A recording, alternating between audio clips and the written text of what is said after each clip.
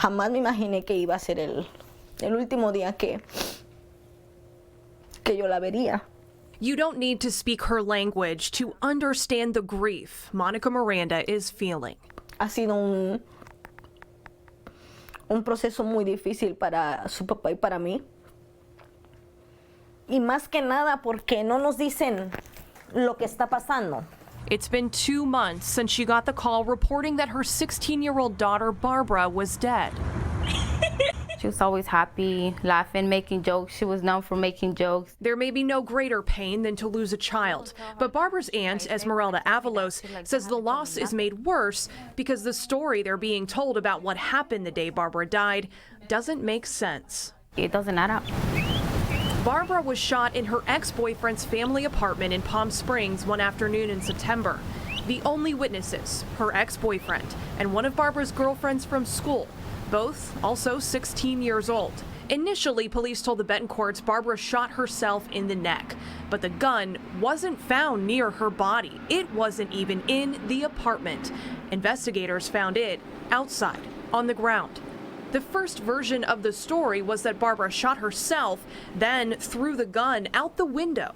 When you hear that, what do you think? I'm not a gun expert. I never even shot a gun, but that just doesn't make sense. But police say the witnesses' stories have changed more than once. There have been multiple versions. And now one of the two teens inside the apartment admits to moving the gun. That person said they just panicked because of this issue and threw it out the window.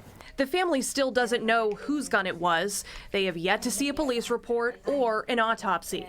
The medical examiner tells the I-Team it could take months to finish their report because the state attorney's office hasn't asked them to prioritize this case. A big question for the Betancourts is the path of the bullet. They were told it entered Barbara's neck on the upper right side and exited above her left hip. Unusual for a self-inflicted wound. If they're gonna say it was an accident, show me the proof, show me exactly how she did it. And then there's her bank card. 4 days after Barbara's death, the family says her wallet, school bag, and watch were missing. And they noticed something suspicious on her bank statement.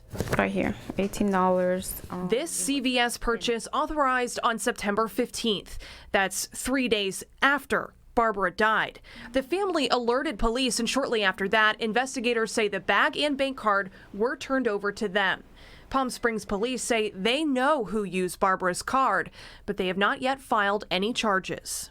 We have to make sure we get done with this investigation before we look at the what do we call it, the lower charges or the subsequent charges or charges associated with, why is there a weapon there, charges associated with, was this card used fraudulently.